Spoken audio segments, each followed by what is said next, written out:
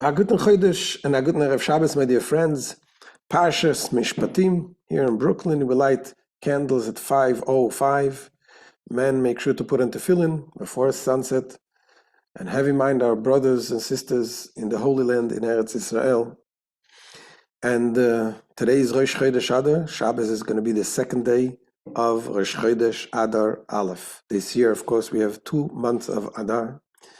And as we mentioned many times, the Rebbe says that when you have 2 months of Adar, you have 60 days of consecutive joy.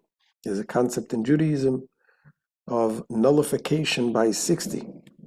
So when you have a negative thing and you want to nullify it, you have 60 times as much of positivity, and that's what we do with 60 days of joy to nullify all kinds of negativity that we may have. How do we do it? We also have a lesson from this week's Torah portion. The Torah talks about the laws of the Hebrew slave. Now, what is the Hebrew slave? It's not like slavery that we're familiar with. The Hebrew slave is a form of rehabilitation. The Torah says if a person stole money and he cannot pay, and instead of being placed in a jail, he's being sold as a slave for 6 years to a nice Jewish family. And then after 6 years, he's being rehabilitated. And he goes out and they send him free. There's another form of slavery of a person who doesn't have any money. He lost everything. And the last resort, the only way to survive is to be sold as a slave. And he too, the Torah says he has to work for 6 years, and at the 7th year, he goes out for free. Now, the Torah tells us when you have a slave, you have to treat him so well. In fact, if you purchase a slave, it's like you're purchasing a master to yourself. That's how well you have to treat your Jewish slave. And what happens after 6 years?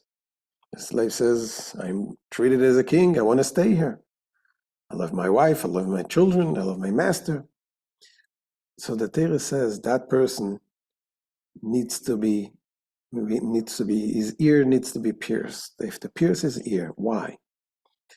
So our sages tell us, because the ear that heard on the Mount Sinai, that Kili b'nei Israel avadim, the Jewish people should be slaves to me, says Hashem.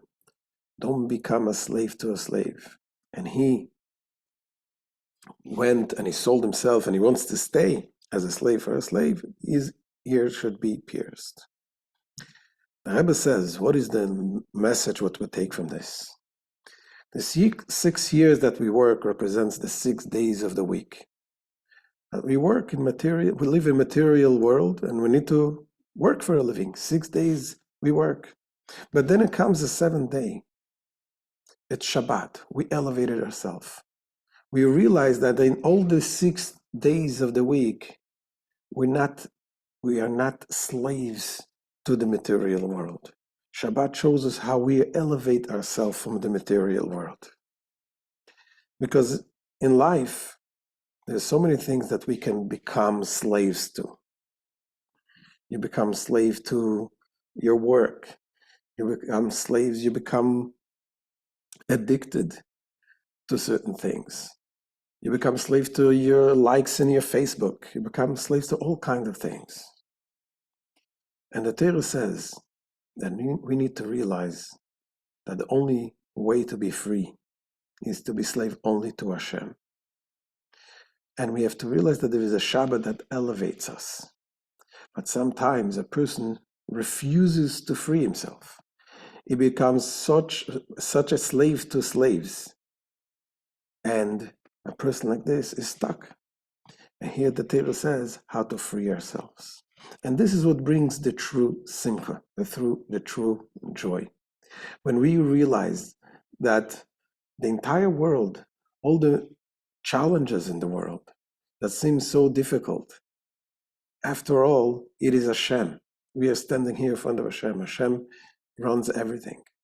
So when we decide that the only one that we will have, the only master that we will adopt is Hashem, that frees us from all the challenges of the world, and that brings us the true joy. And this true joy should lead us to the joy of the coming of Mashiach Tzidkenu, very soon. Amen. Have a good Chodesh and a good Shabbos.